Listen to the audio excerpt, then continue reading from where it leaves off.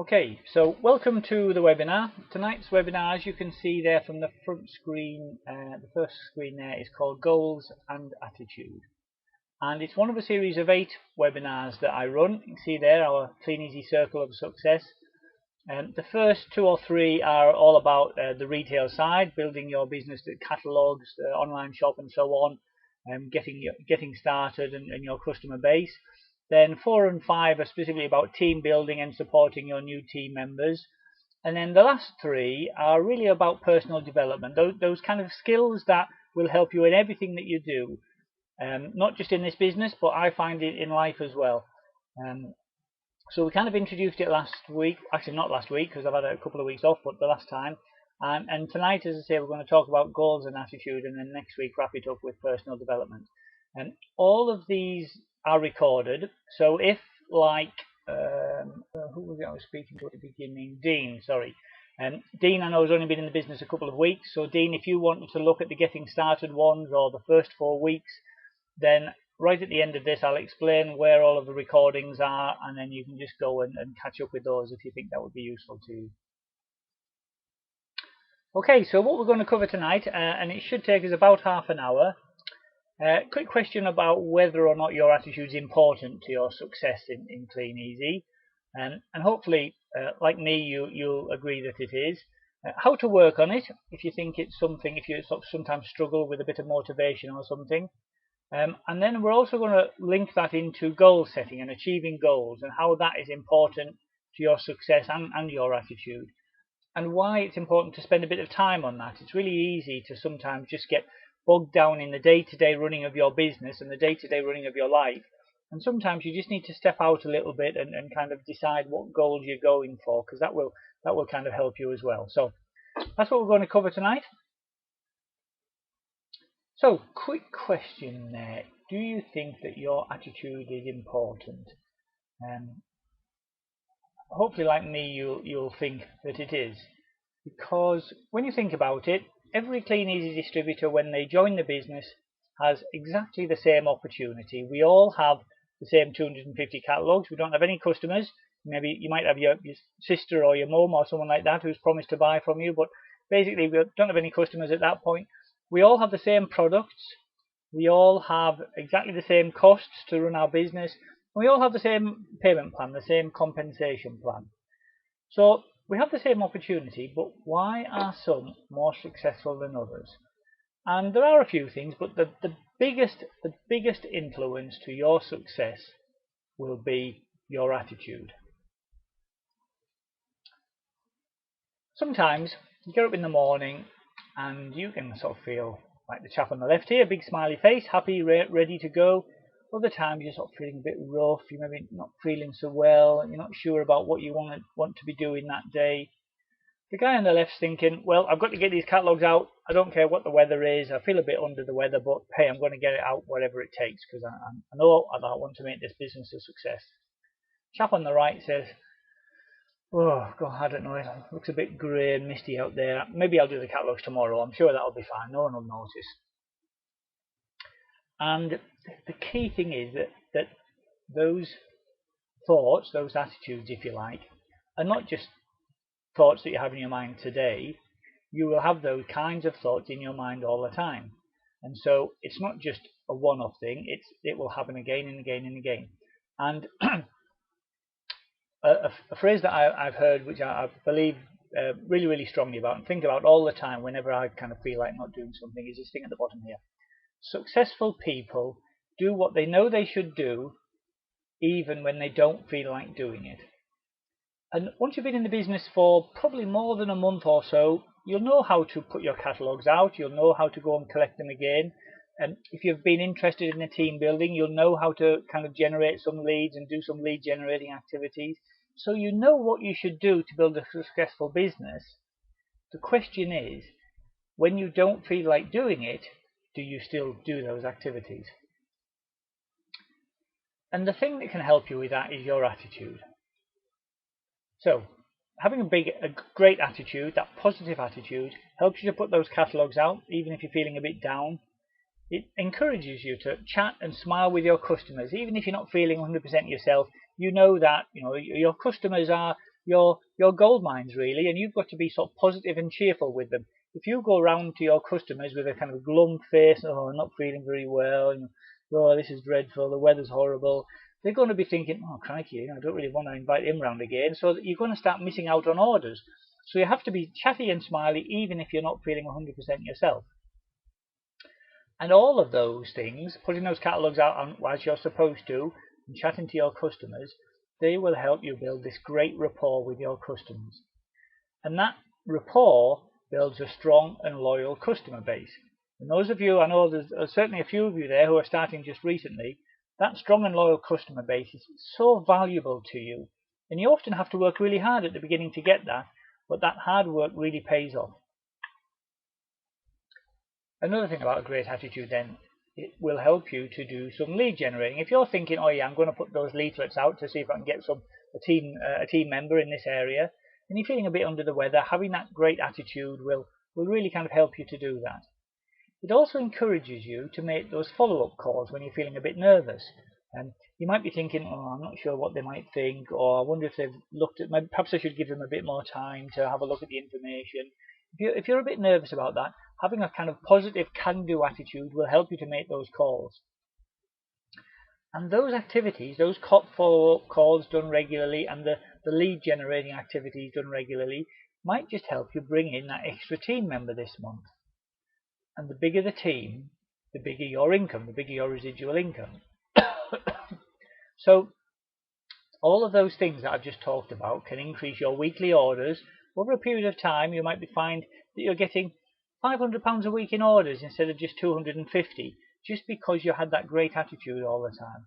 That could increase your team orders, because if your good attitude rubs off on your team, which it will do, then your team orders could be increasing from, say, £2,000 to £4,000 a week.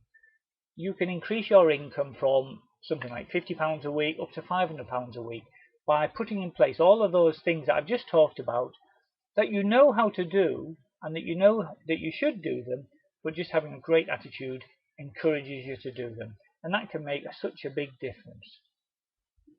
Now, that's all very well.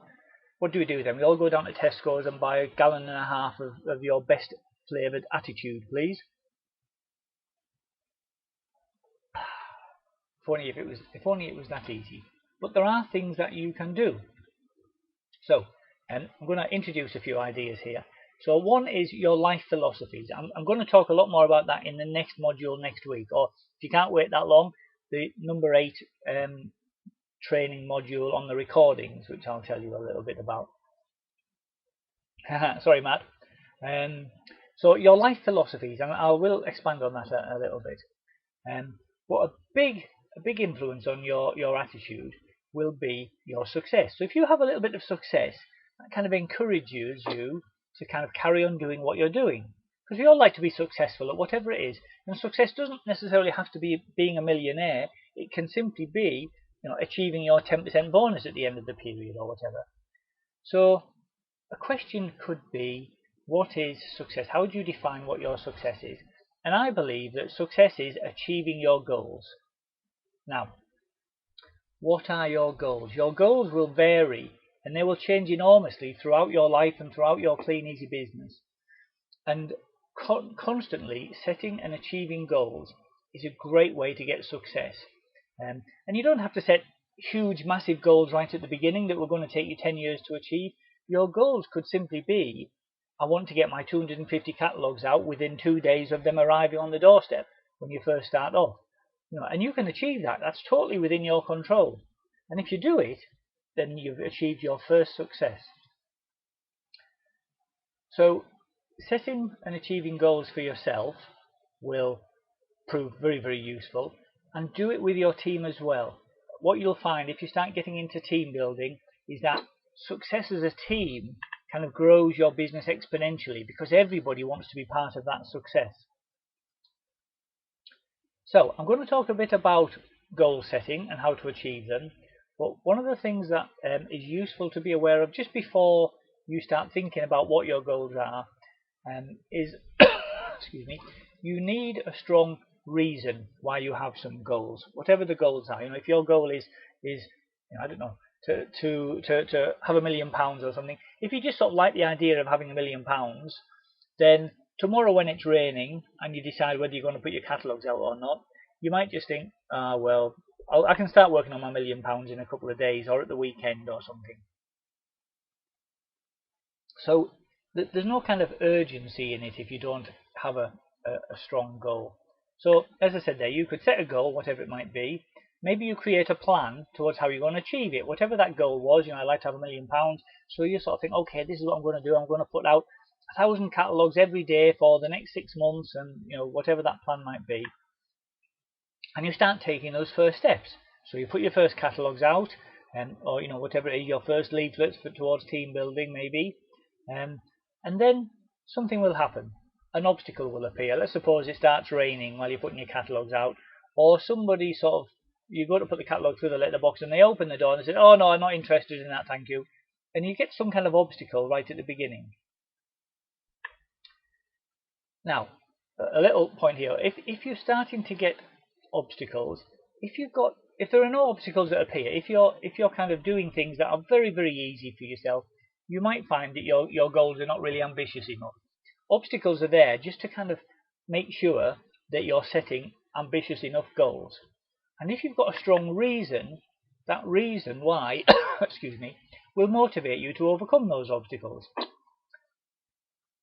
So let me give you a little bit of an example here. It really helps if your obstacles are emotional. Sorry, not your obstacles. Your reasons for whatever your goal is emotional. So I get a lot of people that join Kleeneze, and when I start talking about what they want out of the business, they'll say something like, I'd like an extra £50 a week. That would work really, really well. And that's great, and it's certainly very achievable for people just starting off. But what I then ask them about is, well, what would you actually do with the money? I'm assuming that you wouldn't just kind of take the money, stick it under the mattress and think, right, that's £50 under the mattress, I'll do that again next week. Usually, it's to help you pay some bills. Maybe you've been a bit stressed out and you're worried about paying the rent or paying the electricity bill or something like that. And so the emotional relief when you've got that extra money and you can pay that bill on time and you don't have to worry about anything, that emotion is enormous. Or it might just be that you've got a couple of young kids and you really like to be able to treat them at the weekend. That might just be taking them to see a film and a pizza or something like that. But the joy on their faces when you can tell them you're going to see that favorite Disney film or whatever it might be, the pleasure that it will give you, that's certainly worth that 50 quid. Here's a little example. If I put a plank on the ground just in front of you, a normal plank, wherever they are, 6 inches wide, probably 10, 15 feet long, something like that, and said, just walk along that plank without falling off and I'll give you 20 quid. You'd probably say, yeah, no problem at all. Walk along the plank, 20 quid, easy peasy. If I took that exact same plank, climbed up a 50-story tower block, right to the very top, and managed to find 2 tower blocks that were quite close to each other, and I put the plank on the roof of the first building, and it just reached over to the roof of the other building. And I said, okay, if you just walk across that plank again, I'll give you another 20 quid. Now, chances are you'd say, stuff that. There is absolutely no way I would walk along that narrow plank, whatever it is, 600 yards up in the air for 20 quid. So, there's a little obstacle there. The obstacle is, it's a bit riskier now. It's, you could fall. And you don't really have a strong motivation. 20 quid is just not worth it. However, if the other building was on fire and your young daughter was at the top of the other building and the only way she could possibly escape would be if you could get her to your side, into your building, and there was a plank there, would you go across that plank to rescue her and bring her back? And the answer is, of course you would. Now, a hypothetical situation, but the point I'm making is you would probably then, you might be careful going across the plank, hold on to it with both hands and both feet and look straight ahead and don't look down. But suddenly, that obstacle that wasn't worth 20 quid is certainly worth achieving now. So the task at hand, the walking the plank, didn't change at all. But your reasons, your strong why, helped you to overcome that obstacle. Now that's a bit of an extreme example, but you can kind of use the same thing when you're trying to motivate yourself to achieve goals if those goals are emotional and you can see some big benefit. So a great way to start goal setting, especially with kind of Kleeneze, I found, is wherever you are in your life now, what would you change in it? If you sat down, had a cup of coffee with your other half, or on your own, or mum and dad, wherever you happen to be in your life, what would you change in your life? And that's a great way just to start setting your own goals. That might simply be, oh, I'd love it if we could go out every weekend with the kids and just see a film without having to worry about where the money was coming from. Or I'd love it if we could move out of this really dingy flat and move into that lovely 2-bed semi we saw the other week, or whatever it might be. By asking yourself that question, that's a great way to start thinking about what goals you want to set for yourself. So, having asked that question, you might then have an idea, and it might be something that you can change quite quickly, or it might be something that's a bit further away. Moving to being able to buy a new house or something like that might actually be quite a long-term goal. So setting goals, it's important to break them down a bit. So what I would suggest you do, if you'd like to go ahead and do this, and I recommend that you do, is start off by setting yourself a short-term goal, something that you could achieve in 1 to 3 months. So that could be maybe buy yourself a new laptop, for an example. If you were making £50 or £100 a week from Kleeneze, in 3 months' time, what would that be? You could have £1,000 saved up if you're careful with your money. That'll buy you a nice little laptop. Or maybe you want to treat the kids to a day at Alton Towers, or a weekend at Blackpool, or whatever it might be. So that's something that's very achievable, and it has to be important to you. It's no good just sort of saying, oh yeah, well I want £1,000 under the mattress. It's got to be something that would be really important to you. Because as I was saying earlier, having that strong reason why will allow you to get past any obstacles. The grumpy so-and-so that just says they've thrown the catalogue away, or the rain that comes down on the day that you wanted to go out. If you've got a strong goal, strong reason for achieving that goal, then you can overcome those small obstacles.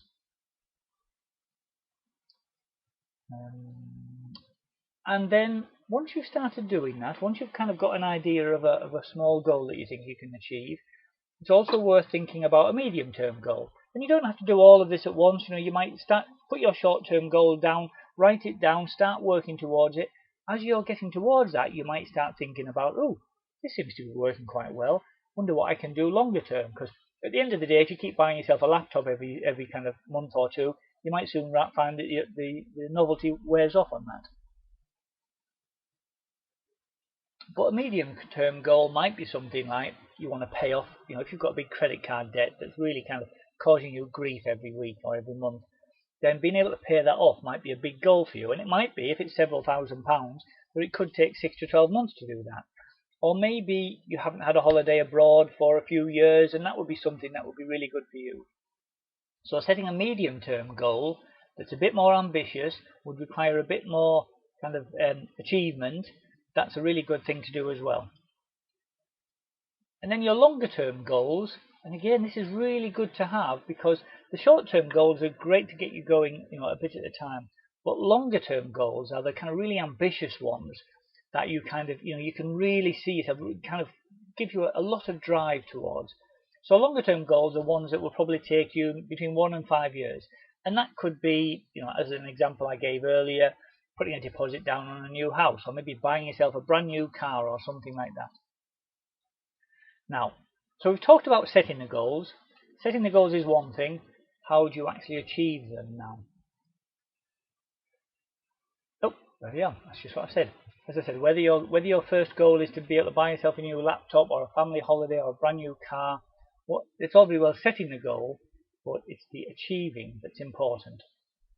So, the way that you go about achieving a goal is by breaking it down into small chunks. So it's useful to produce a little kind of table like this, and you can kind of put in as much detail as you want to that'll help you. As an example there, if you were going for a new laptop in the short term, whatever that was to you, 3 months or so, in order to earn enough to achieve that, your actions that you need to take might be put 200 catalogues out twice a week. If you do that, you will see that your income starts to grow, and you will then be earning enough each week to put aside to then go towards the laptop. Or if you want to do it by doing some team building, it might be that your goal is deliver 500 leaflets twice a week, and then you'll generate some leads. You can start building your team. So having the actions is really, really important, because it's the actions that you control. You can't just say to yourself, oh, I wish I had a new laptop, I wish I had a new laptop, I wish I had a new laptop, and hey presto, it will appear. You've got to take some actions to achieve those results. So it's important to put down actions that you can control. As I said, the catalogues or the leaflets or both. And then you can just repeat that for the medium term and the longer term ones. So maybe to achieve the family holiday, to achieve that family holiday, maybe you want to keep on delivering your extra catalogues, 200 a week, twice a week, and build that customer base until you've got 500 customers. Or maybe if you're doing this based on team building, you want to say to yourself, I want to make sure that I talk to at least 10 people every day about the business, because I know that if I do that, I'm going to get probably one person a week. That could be 4 people a period in your team. And that will, obviously, excuse me, they're not all going to be successful, but if you consistently do that, you will build a team, and you will certainly earn the money that will go towards that family holiday or whatever your goal might be. And longer term things, again, you might be looking at, you probably struggle to buy a brand new Mercedes just on your own retail, but I'm sure some people could if you look at some of the big retailers. But if you look at, maybe you set yourself some actions, and that could be that you want to generate 30 leads a week. And my sponsor, Sue Marshall and Bob Dalton, always said to me, if you want to grow your business, you need to be generating 30 leads a week. And that's what I've always aimed to do. You might want to then start running a little webinar or training sizzle or something like that for that team, because that's what leaders do. Leaders will support their team. You might not think of yourself as a leader yet, but it's very easy to become a team leader. Once you've got one team member, they'll be looking to you for leadership. So whatever that might be, make sure that those actions are things that you can achieve, and they will lead to the results that you're after. And always make sure that you're starting off with small actions. If your first action that you want to achieve is to deliver 10,000 catalogues tomorrow, then you're probably starting yourself off on a failure, as it were. But if you start off with something small that you can achieve, that you can gradually increase and repeat and repeat and repeat, then those small actions will lead to big results. So as a result of that, those small goals, those small actions every week, you get a small success. So if your goal was, if you remember, if I just skip back here a moment, if your goal was to put 200 catalogues out twice a week, and at the end of the first week you've put your 200 catalogues out twice a week, then you give yourself a big tick in the box. You can treat yourself to a big cup of tea at the end of the week. And you sort of start to think, okay, I can set myself goals and I can achieve them. And that makes you more motivated, because if you've done it once, you can do it again.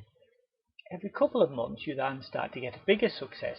Once you start to achieve those short-term goals, if you keep putting out your catalogues 200 catalogues twice a week, to the point where you've bought yourself that new laptop, how great is that going to feel? You set yourself this target, you took all the responsibility, you took those actions, and you've now achieved your first goal. And every couple of months you can do that. Once you've got the laptop, what's the next thing? Plasma screen TV. Once you've got your screen TV, what's the next thing? New car for, whatever it might be. You start setting yourself more and more goals because you're more and more motivated. And once a year, you maybe achieve some sort of fantastic long-term goal. And it might just be something like going to the international conference at Jamaica next year, or wherever the next one might happen to be. But when you achieve those goals, that really, really motivates you. And this motivation just gets you through any obstacles, I can guarantee it. And all of these successes, all of these motivations are constantly improving your attitude. If you remember that first screen, when you wake up in the morning, do I feel like putting my catalogues out or not? I guarantee when you've had success after success after success after success, you don't have any problems at all kind of taking those actions, because you know it works. Now, what to expect? That all sounds very simple, doesn't it? I've just sort of said, oh yeah, set all these actions, set all these goals, follow the actions, and it'll all be hunky-dory. And of course, it's not quite as smooth as that. There's a phrase there that I've heard: any path without obstacles is probably not leading anywhere worthwhile. So you will come across obstacles, and some will be bigger and harder. And the way it tends to go, and this is, it's the same for everybody who joins the business. When you first start off in Kleeneze, you're hopefully quite excited. You're starting a new adventure, and you've looked at the information. You've decided this is something I can really have a good go at, and you decide I'm going to do whatever I need to become successful. After a little while, a few obstacles start to come. Maybe you didn't get a great pickup. Maybe you started to do a bit of team building and your first team member joined and then quit within a week. You start to doubt that you can do it. You get a bit of frustration. You start hearing negative people all the time talking about, oh yeah, my cousin tried that seven years ago. He only did it for a week and he gave up because it wasn't working for him. And you start to hear about all sorts of negative things in your life. And this can drag you down. This can drag you down to the pits. And this is a normal phase which happens to everyone. It's really important to understand this. You don't just kind of start putting a few catalogues out and then suddenly the sun shines every single day. What happens is you do go through these frustrations, and it can be a normal phase that happens to everybody. It can happen after a couple of days. The first time you put your catalogues out, it's harder than you thought, and you think, oh crikey, I'm not sure if I'm cut up for this. Or a couple of months or a couple of years later. And what happens is you start staying away from the meetings. You stop going to your local meeting. You find excuses for why you can't put the catalogues out. Or you maybe find faults with the system or your upline or the catalogue or whatever it might be. But if you've been thinking about this good attitude and you've been used to having these regular successes, that leads you to recognize that you're just going through a dip.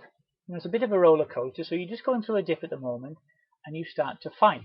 You start to realize that you're not going to give up, that success is just around the corner, that your successful upline, who is earning £2, £3, £4, £5, £10,000 a month, has had to deal with all of the troubles that you are as well, and if they can do it, you can too.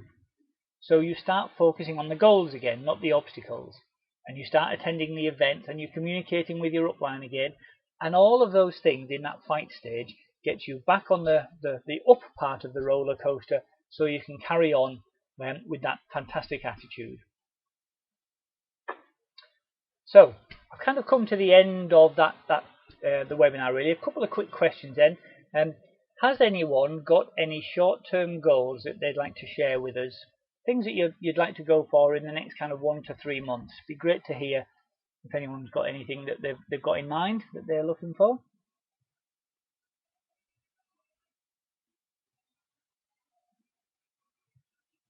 Feel free to type away, guys, if you want to. It'd be lovely to hear from you.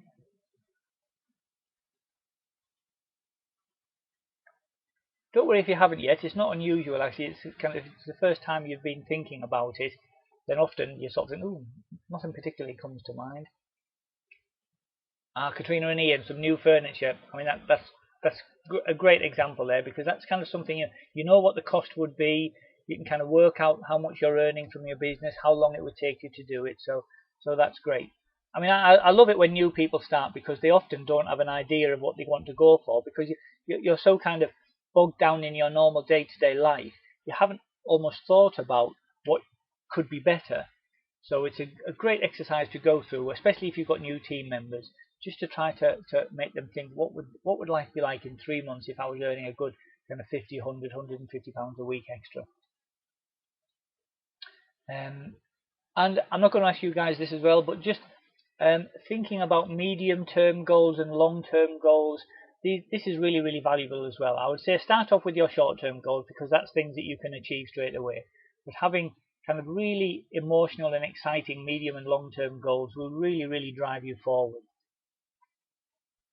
And all you need to think about is, are you taking the actions? And we've been through that before. And if you're not sure what actions you need to take, then speak to your upline, your successful sponsor. Are you taking those actions that will inevitably lead to that result? And I say inevitably just because we know that all of the people in your Kleeneze upline, you know, all the way up to Bob Webb and Gavin and all those people who have kind of made a huge success out of this business, have all done what we are doing now, what we're going through. So it will lead to the result, whatever your results are, if you're willing to take those actions. Okay guys, I'm finished for now. I'm just going to stop the recording